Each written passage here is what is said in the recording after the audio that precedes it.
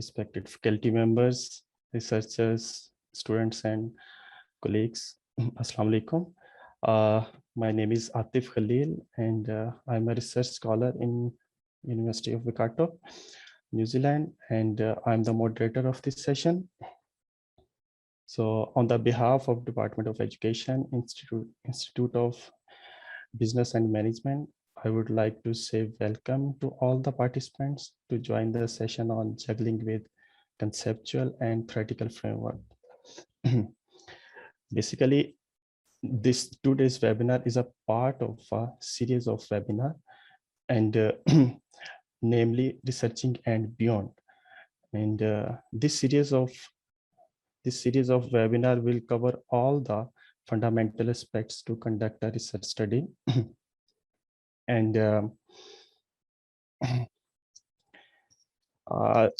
that's why this webinar series of webinar is very useful and very helpful, not only for the students, but also for the emerging researcher and teachers as well.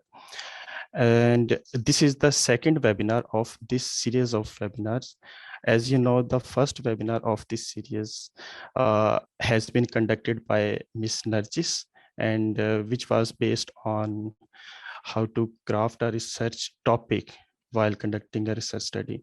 And this today's session is the second webinar of this series of webinars.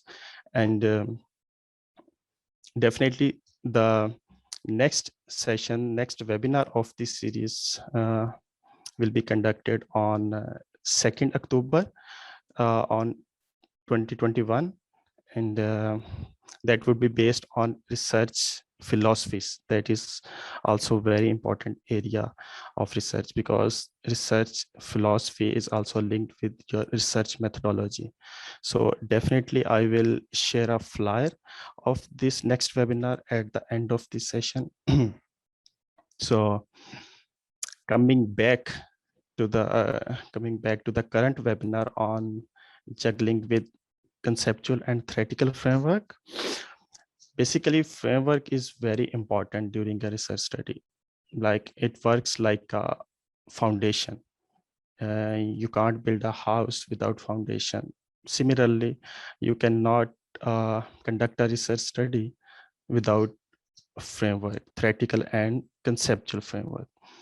These frameworks also support us to understand the study components and context of the study and the methodology of the study. So this has been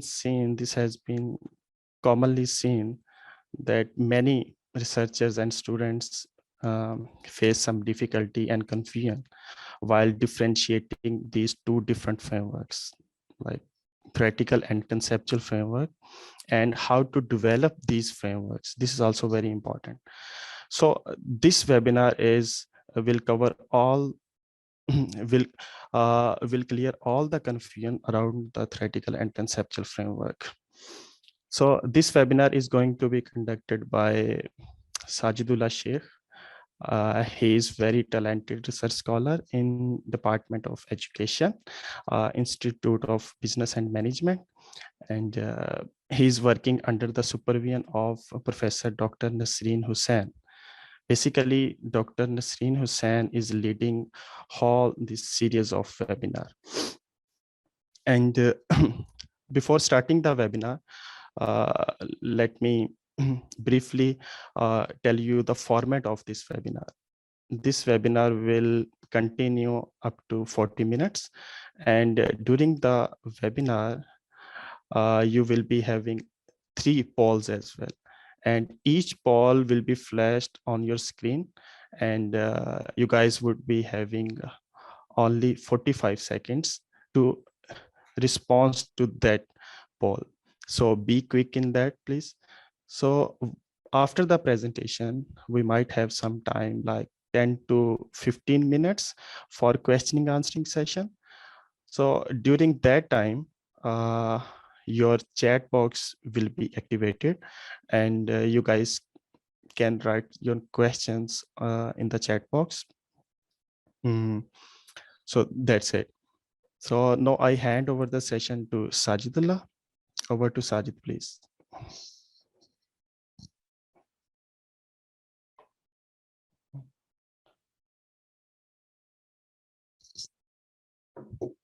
Sajid, can you unmute your? Okay. Bismillahirrahmanirrahim. Thank you very much, Mr. Atif. First of all, thanks for the praises that you said for me. Actually, these praises in front of a teacher is actually praising the teacher herself. So let's start the presentation here. I'll share that presentation. And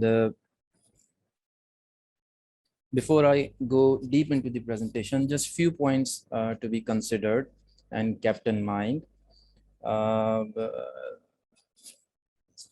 This is a complex topic. I mean, as soon as I decided to work on this topic and present, many fellows and my other colleagues, they told me that this is complex and you have to like try to make it easy, etc. So I tried my best to put my research work to make it easy, but I need your support by full concentration here.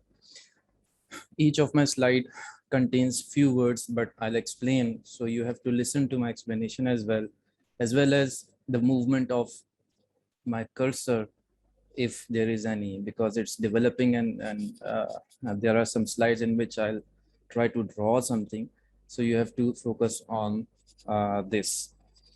So Bismillahirrahmanirrahim, let's start the presentation. First of all, I'll give you a brief outline of this presentation. It contains basically three parts. First part is dive into the terminology. As you know, if we do not understand what the terms means, then we cannot understand what the concept means and the message that this sentence is trying to tell. I mean, we have been hearing the theoretical and conceptual frameworks.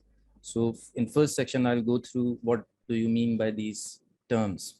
And in second section, I'll start the arguments. In fact, I'll start the explanation on the very controversial topic. What is the difference between theoretical and conceptual framework? And at the end, we will draw a conceptual / theoretical framework. So let's begin by diving into the terminology. As we say theoretical and conceptual framework, you can see that there are three words. From theoretical, we have theory, and from conceptual, we have concept, and there is another word, construct. I've used these two words in the same line. You will see why I have used in the next few slides. And the third word is framework. Framework itself is a framework. So let's begin with explanation of what theory is. Now, theory can be explained in many complex terminologies. Many researchers have explained it in many complex sentences. I've tried to convey what theory is. Basically, it is a set of ideas, concepts, and variables that are logically related in such a way that they express relationship among these variables. See, there are three items which have to be there. It's ideas, concepts, and variables. And focus on the word concepts. So concept is a part of theory in itself. Why I'm focusing it, you'll find it in the second section of this presentation. So while looking at this definition, we can summarize that it contains ideas, concept, and variables, and it shows a relationship among these ideas, concept, or variable. And it explains or it sometimes predicts a situation, a phenomena, or a behavior.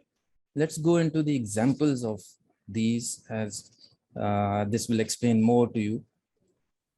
See, we have been listening this example since our school lives.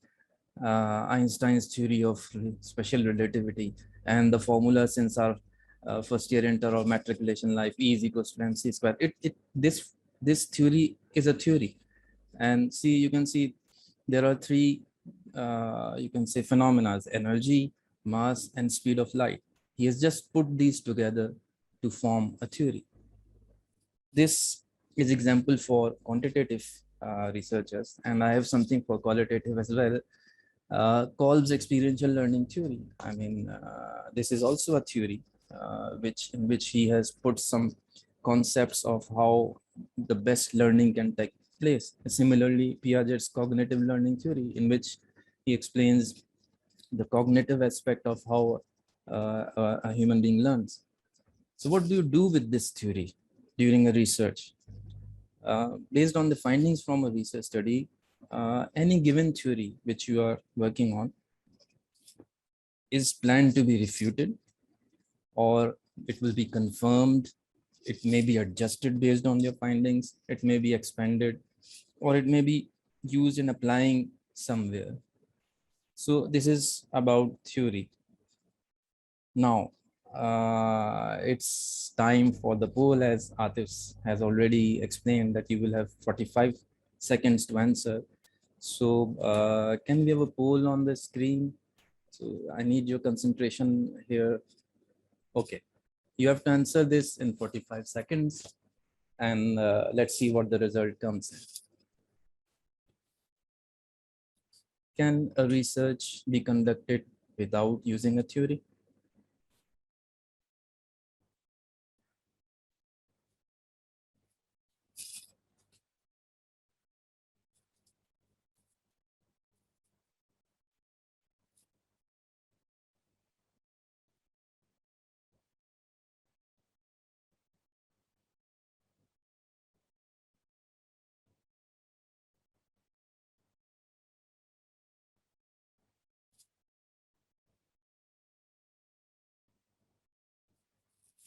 Okay, time is up.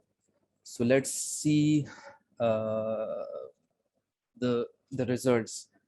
Wow, these are very interesting results. This means my explanation will change the entire concept of the participants.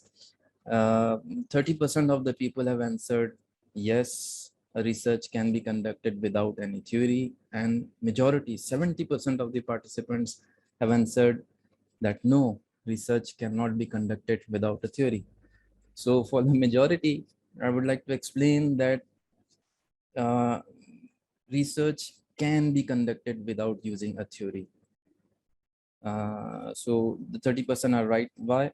See, in the cases of, I'll just give an example of grounded theory approach, where a theory is not assumed at the beginning of the research, or it may be used, but generally in such approach, a theory is the end result of that approach. And similarly, there are many qualitative researches in which the theory may not be there, because qualitative horizon of the qualitative research, I mean, it vary from a person to person, from place to place, from time to time. So there might be no theory for any selected topic in the background. So yes, it is very much possible that a research can be without a prior theory. So let's move forward. Now, the second part of this was concept.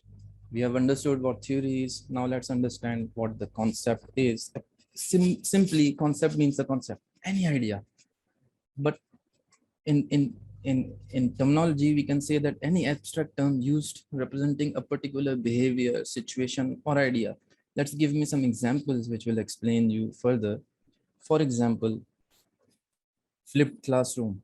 It is a concept. I mean, it has been very famous, becoming prominent these days, that students are given homework to find out what a phenomena is, and they are brought into the classwork to do homework. I mean, they have to do homework in the classroom and the classwork at home. So this is flipped room classroom concept. And similarly, blended learning, gamification, mobile learning, and many other, any concept, reading skills is a concept in itself. So concept means simply a concept. So we saw a theory. Theory was a set of ideas and concepts combined together in such a way that they predict or confirm some behavior, etc. But concept is a very smaller part of what we can say any idea. And the term used with the concept was construct. Construct is simply a plural form of the concept. I mean, when two or more concepts are connected together, you can call them constructs. Let's look at this by example. Cognitive traits, I mean, memory, critical thinking, these are, for example, two concepts. If we combine these and put together and say that we are working on cognitive traits, so this term is generally known as construct. But for your convenience, you can use concept as well as this construct at the same time interchangeably. I've used these terms to explain that certain researchers use the term construct. They simply make you confused. You can use concept and construct interchangeably. But generally, exactly, precisely speaking, construct is a plural form of the concept where two or more concepts combined together. So let's see, the third item we did was a framework. Now, this picture comes to our mind when we say what a framework is, isn't it? Framework basically it can be formed in this picture, but actually it is a statement or a group of statement which may be in a graphical presentation, but not necessarily. And what necessary is that they should contain the description of theory or concept or constructs which are used in the thesis. Remember, I'll explain and I give an example. I've given example how you use concept and theories to develop this framework. Don't worry. At the moment, it is essential to keep in mind that framework consists of description of theory, concept, and constructs. And it also should relate the presentation of these concepts or theories with your research problem, purpose, and if required, the research questions. And it should also inform the research approach, the data collection strategy, and data analysis process. Now, this last portion is not necessary. Most of the authors, the researchers, they say that this two portions should be there in framework. However, the last portion I've seen in few researchers, they encourage to put that there, but it is not necessary. If your concept, if your framework is very conveniently explainable, then you do not need to put it. But generally, I would recommend to put it in your figurative framework or even groups. If you're not putting your framework into graphical format, just mention that how your objective is achieved, how the theory is explained there. So let's recap. We saw theoretical and conceptual framework, and we studied theory in it. What is theory? What is concept or construct? And what is framework? Now, these terms should be clear before we go into the next section. The next section is basically very interesting. I mean, I need your concentration here. It says theoretical versus conceptual framework. I mean, this is a confusion which is always there.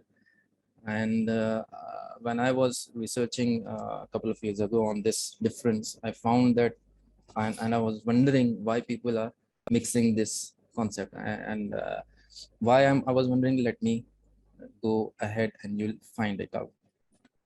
Is it a paradox of words that theoretical framework is different from conceptual framework, or there is a real difference in it? Now, there are two set of people, in fact, author and researchers. One group of researchers say that no, there is no difference in these terminologies. These can be used interchangeably. And there are yet another set of authors who say, yes, there is a difference, and they try to explain the difference. So first, we'll look at the proponents of this stance who say that there is no real difference in theoretical and conceptual framework. they are very prominent. I mean, Maxwell, Robinson, and McCartan, Marion, Sharon, and Tisdale, they consider these terms as synonymous. I mean, you just read those books and they say these are the same things. And Creswell and Fran Marx, they use the term separately, but they imply a similar relationship between these two.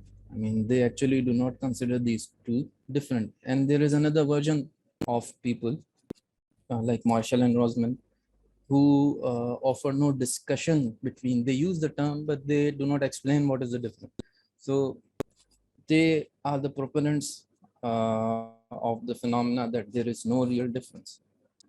So they think theoretical and conceptual framework is one and the same thing. As I said, and you have to remember while I was explaining the term theory, that theory is it consists of the term concept itself. So if it is theoretical framework, actually it is a conceptual framework as well. So why do people confuse? I'll explain in the next slide by explaining why the researcher say that it is different, right? So let's see who say that there is a real difference. There are two versions in it. The first version is that people say that a framework with a theory only, if in a given framework there is one theory and that is it, E is equals to mc square, and within C you research something, then it is a theoretical framework. And generally it is the case in the quantitative research only. It is not the case in other researches. And if there are theories, and additionally there are other concepts as well. For example, I pick up this same E is equals to mc square and try to apply it in a scenario, different scenario, or with day and night concept. So a concept is added there. So the same people say that now you can call that framework as a conceptual framework. I mean, I personally think it is a weak. So they concluded that you can use either one in a study or both, but they say there is a difference. Okay, let's see what the other version of no real, I mean, the real different proponents say. They basically say that conceptual framework presents the overall structure of the study, and the theoretical framework within it explains the relationship that are explored within the study, which is related to theory only. I mean, what they are saying is that, for example, this is a whole framework, and there is a part of the framework which explains the theory, or which just draw a graphical picture of a theory only. Then this part is termed as theoretical framework, and the whole part is termed as conceptual framework. And it can be further explained in here. I mean, they say theoretical framework basically resides within the conceptual framework, and it is not synonymous with it. So they consider it as different. So let's conclude it. Let's conclude it. Based on my own research and based on the authors who proponents that there is no real difference, I also think there is no real difference in it. Why I say there is no real difference? Because you can either use the terms interchangeably. I mean, you can use theoretical framework and explain all the things, and you can use as extension of each other. I mean, for example, as I gave an example that if this is a whole framework and theory is discussed here, so you can call it theoretical framework, the whole as conceptual framework. I mean, it is basically up to you and your supervisor how you conclude it in a research. I think there is no real difference in it. You just draw a framework based on your study, and then you decided whether I call it a conceptual or theoretical. You can do that as well. But there is no real difference in it. I hope that is clear. And if there is any ambiguity, that will be resolved in our third section where I'll give you some examples of how to develop the conceptual framework. So before we go into next section, it's time for our second poll. So can we have poll here, please? All of you are required to be concentrating here. Okay, you have 45 seconds. The conceptual framework can only be derived from a single theory. True or false?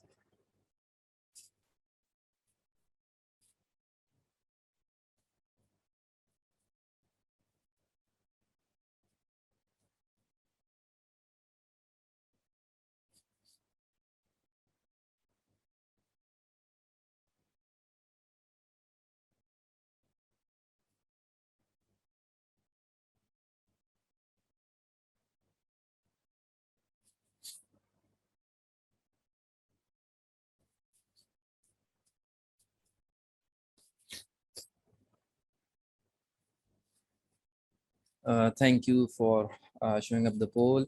Actually, the question was that can conceptual framework be derived from a single theory? Most few of the participants answered that yes, it is required to be derived from a single theory only, but majority say no, it can be derived from multiple theory. So majority here wins. Yes, conceptual framework can be derived from multiple theories, especially in the case of qualitative researches where there are more than one theories used at many times. So it can be derived from multiple theories, but generally in cases of quantitative researches, they generally use a single theory and take it forward. Now, let's come to the last, and again, all the parts are important, so I cannot say this is the most important, but one of the important parts. Let's try to develop a theoretical or conceptual framework. You can see that I've started the term or instead of and. So let's see how we can derive. See, keep in mind, there is no standard methodology defined by any researcher, any author. They only recommend some methods or steps. They only try to explain how you can do it, but I repeat, there is no statutory, legislative, or highly recommended, some established steps that can help you develop your theory.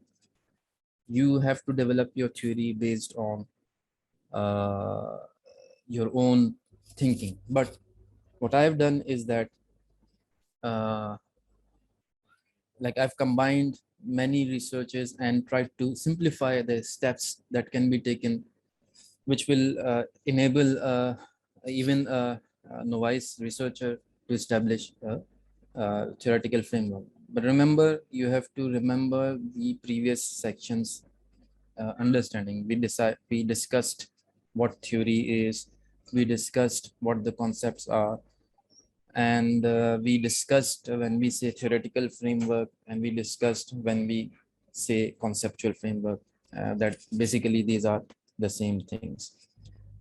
Now, what steps I propose is that I've divided these steps into two basic stages.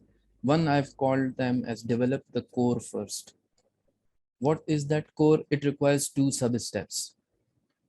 In that developing core, you first identify the related theory and concept in your research. How would you identify these theories and concepts? This depends upon the problem of your research. I mean, the problem should be established, and research objective should be first established. What do you want to research? And then you identify the related theory, and you figure out what the concepts are there in your research problem and objective. And second sub-step of the first stage is draw a relationship between either the theory and the concept, or within theory what you want to explain. For example, E is equals to mc square. So energy, mass, and speed of light are three concepts. Now you try to establish relationship. Something plus something is equals to something, whatever the relationship is. So I'll give you example of how you can do that. The second stage, see, this is the first stage. Once you draw a core, then you try to add other areas into that core. Sometimes that core is known as theoretical framework. So do not confuse it with whenever some authors use the term theoretical framework, they actually try to point out that this is the theoretical framework. The second stage begins with first sub-stage is that first step is that link that core developed in this part with your research context. I mean, the research objective and research purpose, the problem, the fundamental problem. You have to mention your problem, and then how your problem, how the research theory that you have identified is linked to that problem, and then how that problem be solved by mentioning what approach would you pick. Now here it is worth mentioning that identifying these steps sometimes make you confused when they use complex terminology like ontology of the research and epistemology of the research. Do not get yourself confused when you are developing a conceptual framework. You draw ignoring those terminology. Once you have drawn it, then you can link those terminologies in any of these steps. Depends upon your research problem and objective. So let's move ahead with the example. But before that, let me tell you, this is a cyclic process. As I told you, there is no established rules. This is my proposed rule. Once you have taken step 1 and 2 and developed core and then combined it with 3 and 4, you again go and check whether I have established the correct, whether my approach now is inconsistent with the theory established. The whole picture has to be re-looked again, whether it is giving a sense or not. So let's dive into an example. In that example, I've assumed a sample research problem and objective. The research problem of that example, which I will draw the research, the framework of, is that in Pakistan, it's related to Pakistan, that Pakistan is Islamic country, and it has 95% of the population as Muslims, and there is clear guidance in constitution of that education should be Islamic. However, we can see that private Islamic schools, although they are growing, but they are not growing at the pace that it should have been, given the fact that Pakistan is Islamic country and its constitution has never ignored or never prevented that the education system should not be Islamic. So this is the problem. Based on the problem, the research objective is that study will explore the challenges faced by these private Islamic schools and have limited it to Karachi. And these, as these are faced or experienced by the key stakeholders, which are educators, principals, parents, and teachers. So their experience will be explored with keeping this problem in mind. So a literature review was done. Why this schools? What are the schools?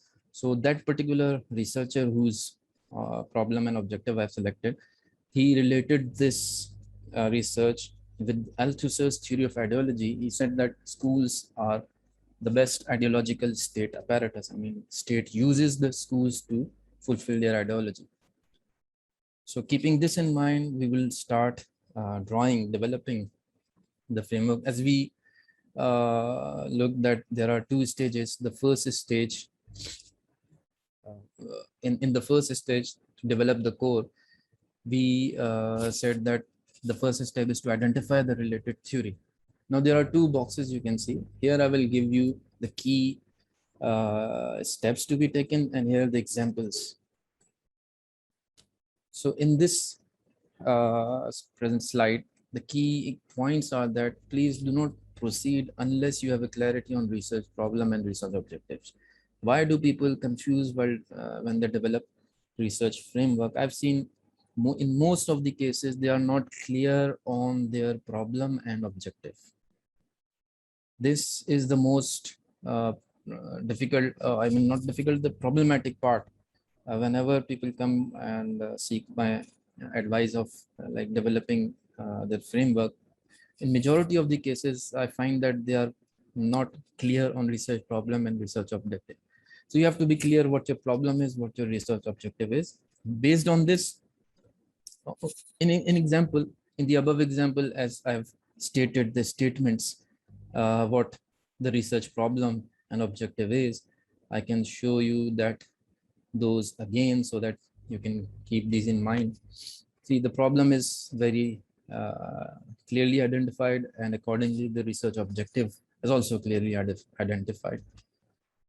So accordingly, I've mentioned that we have to refer the previous slide for this. And then start your literature review to identify the related theory. As you can see here, the theory was Althusser's theory, and there is no shortcut to it. And I've seen the second problem is that people try to consult their supervisors and other peoples to tell them the theory relating to a particular problem. There is no shortcut. You have to go through literature and identify the related theory, if there is any. For qualitative people, there might be some concept in which there is no theory, but generally there is a theory in most of the cases. So in our case, it was Althusser's theory of ideology, who says schools are the ideological state apparatus, and identify if there is any additional concept which is used. In our given example, private Islamic schools and stakeholders was the concept that was used. So this is the first step of the first stage. Now we'll go to the second step of the first stage, that is developing a core. Second step says that you now draw a sketch.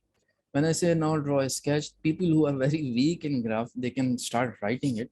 But generally, you can, like, even those people who are planning not to include graphical representation, they should also do some rough work, what they are trying to. This will help them in narrating what they are trying to say. I strongly recommend to give a graphical presentation. Key points in this sections are that you draw a sketch. I mean, start simply, put a box and write the theory and the concept that you are trying to do, and then try to draw an arrow so that these concepts and theories are linked. Now you can say that my research problem contains a theory only and there is no concept. Okay, just mention that theory only. That theory must be saying something. You just mentioned that in 2 boxes or 3 boxes. Right? So in our case, I just wrote Althusser's theory of school ideology. School is ideological state apparatus. And I draw Islamic private school, which, as we identified, that this is a concept which is used here. So this is a key concept which is used here. So I draw it. Now I have to relate it. As it say, I choose the flow of the information. What I'm trying to say, how do these relate? In this particular example, there, if I draw an arrow, I may confuse the people. So the researcher basically tried to identify how it can be linked. So he just, from this term school, he derived that there are types of schools. I mean, school can be an ideological state apparatus, and those types of schools can be different. So there are public schools, private schools, other structures in that. And within the framework of private school, there is Islamic private schools, and there are other private schools. So he kept the other private schools at side and encircled his core research area, which he wants to research on. See, This drawing is not a single phase. You have to read through and redraw it again if there is no, it is not making sense. Now, let's go to the second stage. And the first part of the second stage is to link your core with the research context and objective. Here, it's simply you have to draw a sketch depicting the research problem and objective and choose the flow of information. Now, and redraw it. Now here we have our first circle that we draw in that how I am just linking it to the research objective and problem. So I put in another circle here.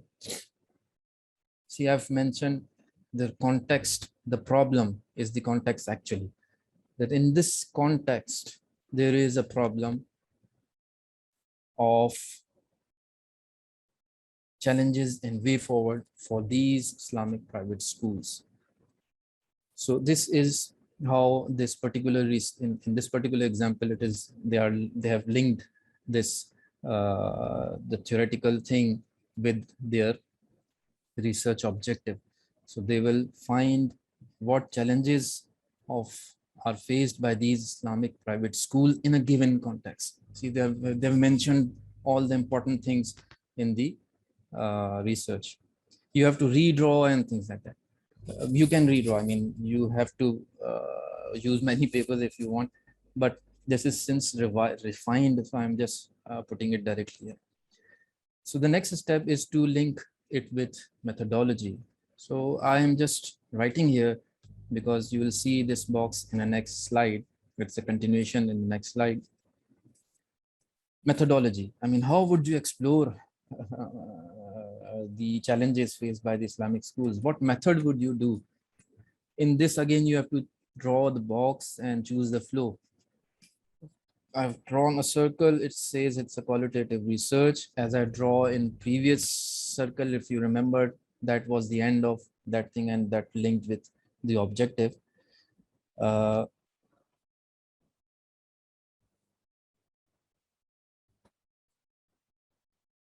And that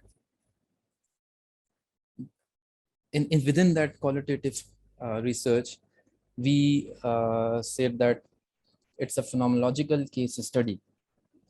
Why? Because the phenomena was being explored, and use case study was there because it was a specific Islamic schools, and it was to be explored by using 3 different research tools. I mean, the data collection instruments, and within that, he went on and explained what interviews would be taken and how what documents would be done, and what field observations would be done here. So if we put these 3 circles, we have developed a conceptual framework here.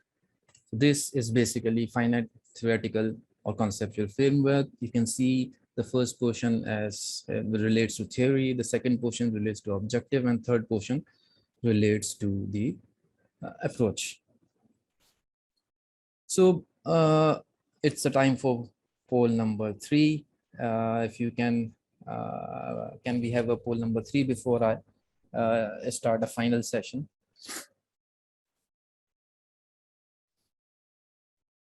Yes, you have to answer at what point designing a conceptual framework should be initiated. At what point you start designing conceptual framework?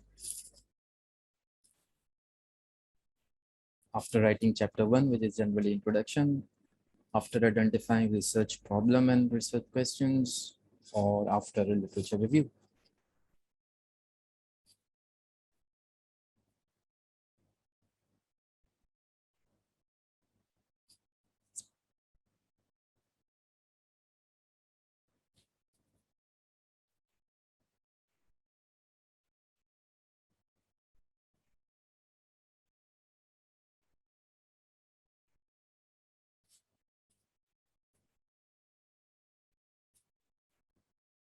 Okay, it's time for the result.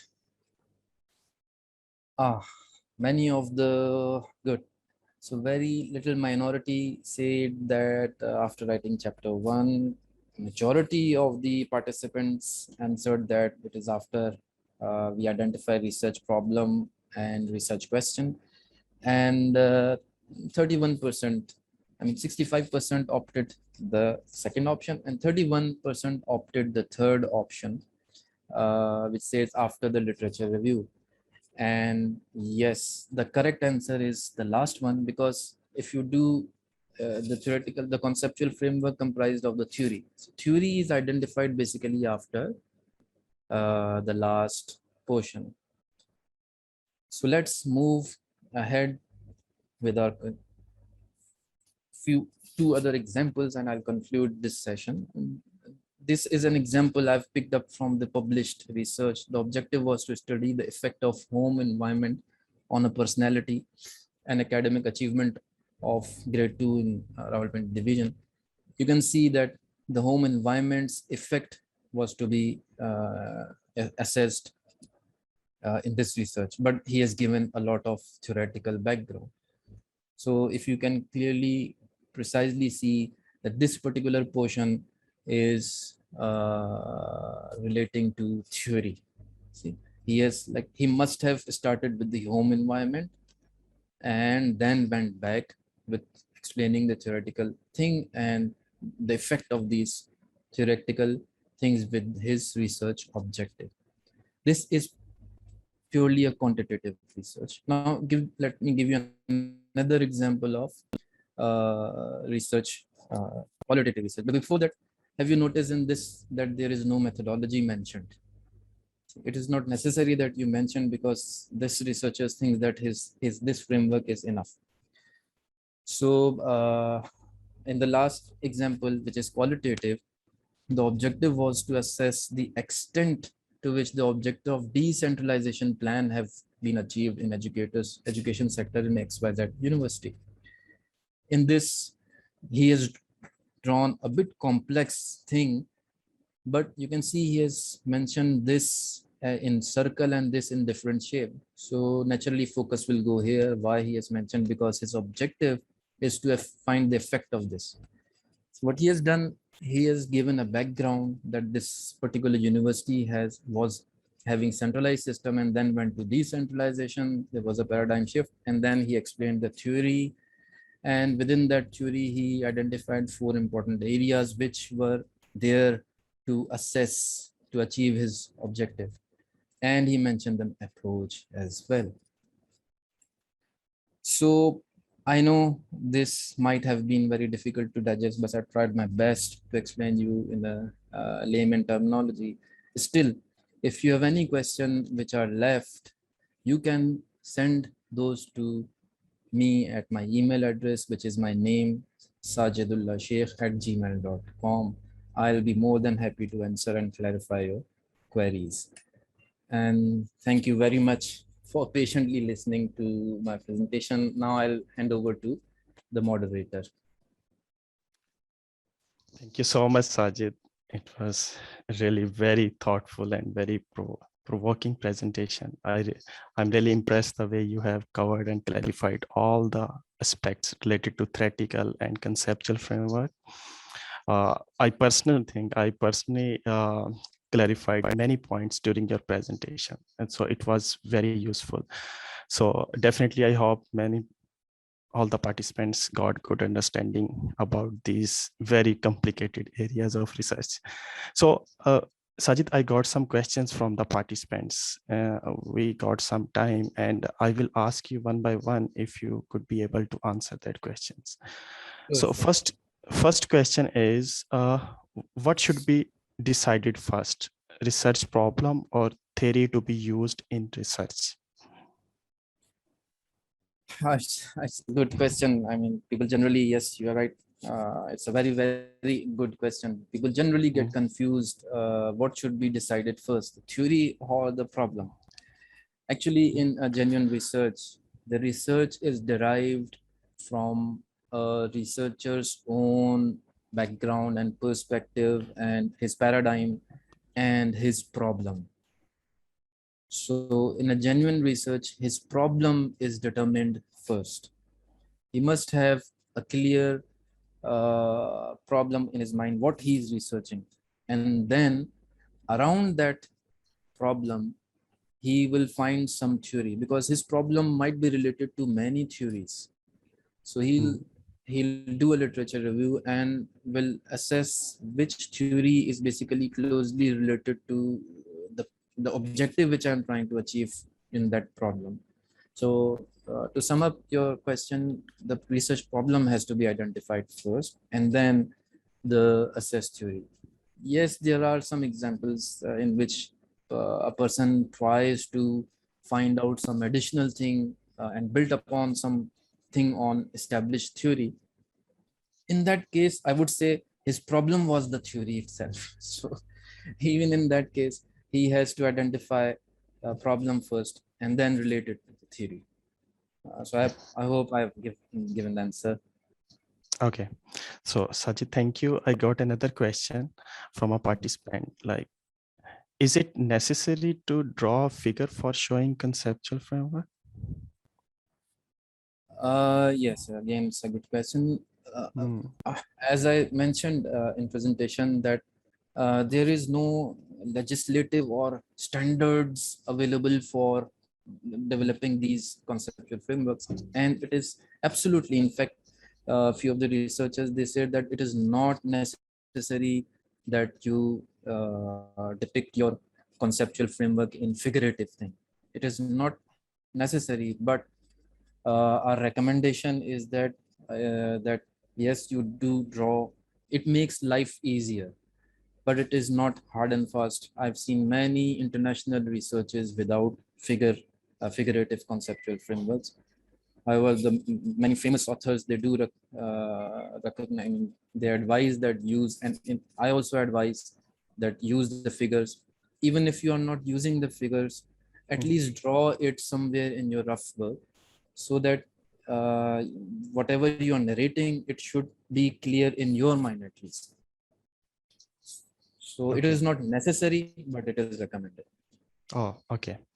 So Sajid, I got another interesting question for you. Can we Okay. develop conceptual framework without considering any theory? Ah, yes, we can. I mean, it is, you might be astonished by my answer. Yes, we can develop a conceptual framework without using any theory, and especially in the case of grounded theory approach, in which one has to derive the end result of that research is theory itself. So generally, they start with an idea and phenomena and concept, and they derive it to a particular theory. And there are many theories, like Mm. they use some author's book and try to derive an educational theory from that. So it is not necessary that a conceptual framework should be based on theory. And yes, but concept has to be there. Yeah, Okay. if the question is that can the conceptual framework be without a concept, I would say no. A conceptual framework cannot be without the concept, but theory, yes, it can be without theory. Okay. So Sajid, another question is, why is conceptual framework placed at the end of the second chapter? Why is it placed at the end of the second? I was like reading the book of Creswell a few days ago, and Mhm. I am lucky enough to find the answer of that thing. uh, it is not, first of all, necessary that it should be written there at the end of the chapter 2. It is not necessary, but generally it is there at the end of the chapter number 2, because see, as you have seen in these examples, a conceptual framework covers everything. It starts from your problem. It starts from a theory which is designed and concluded on. So you cannot have a theory without having literature review. So literature review is done, and secondly, your methodology is briefly selected, and your problem and objective is also identified in chapter number 1. So generally, after chapter 2, you are ready to give your conceptual Mm. framework. But uh, having said that, you can give conceptual framework at the beginning of the chapter number 2 as well. Mm. Creswell has given some examples in his book, in which if the theory is so significant enough that you cannot proceed without explaining that framework first. So you should start your chapter number 2 with that theory. So there is no hard and fast rule, but generally yes, it ends. Chapter number 2 ends with the conceptual framework, because by that time you have developed everything. Okay, so actually we are running out of time, so it must be a last question, Sajid. Okay. Can conceptual framework be derived without including methodology? Without including methodology? Yeah. Yes. As I have given in my slide an example also, the second last example was without mentioning the methodology. Actually, I'm saying without mentioning the methodology. It cannot be drawn without identifying the methodology. You have to identify, see, it is epistemological problem if you have not identified the approach. How would you resolve your research objective? It won't, I mean, you will not be able to design a study. But in presentation and graphical format, no, it is not necessary. I mean, to do, but in your practice, yes, you must be determined first. How would you resolve that objective? Okay. So thank you so much, Sajid. Welcome. And yeah, so we are again running of time. Basically, thank you so much for Department of Education, Institute of Business and Management, to give me an opportunity to be a part of this very motivated team.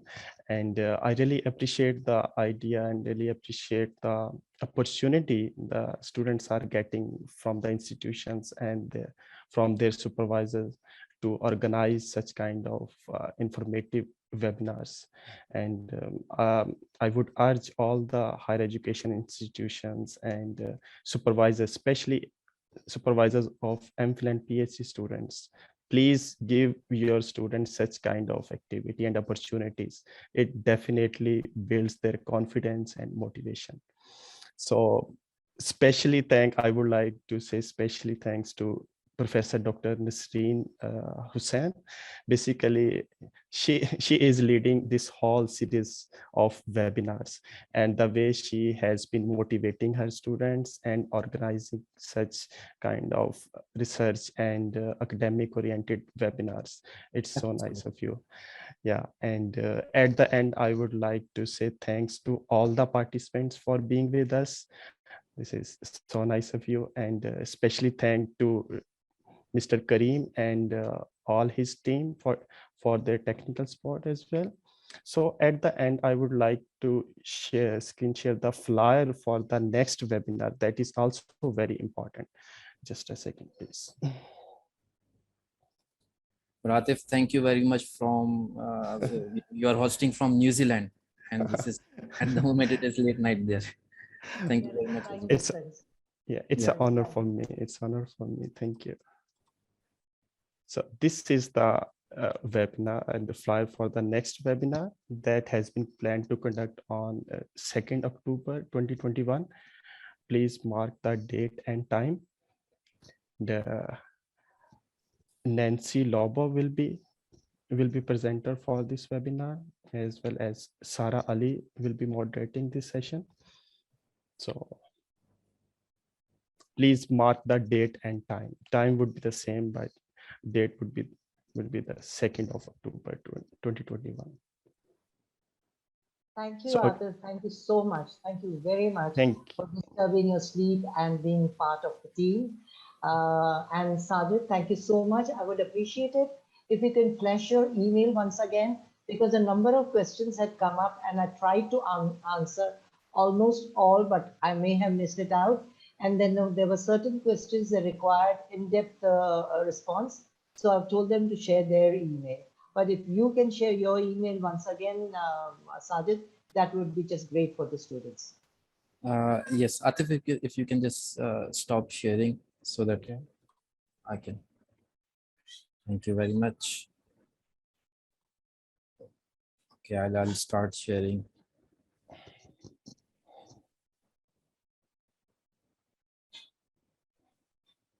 So this is my email address. You can note it. It is if you, those of you who do not have time to note down, it is very simple. It is Sajidullah Sheikh. My name is there on the webinar flyer as well. So it is simply sajidullah@gmail.com. Right then. Thank you again. Thank you once again. Sajid, Atif, Nabhan, Mehdiya, and all the others, and Tariq, and all the others who have been involved in making this webinar a success. So thank you so much. And thank you to the audience as well. And I hope to see all of you once again at our next webinar. There are 3 more in the queue. So I hope to see all of you once again. Thank you so much.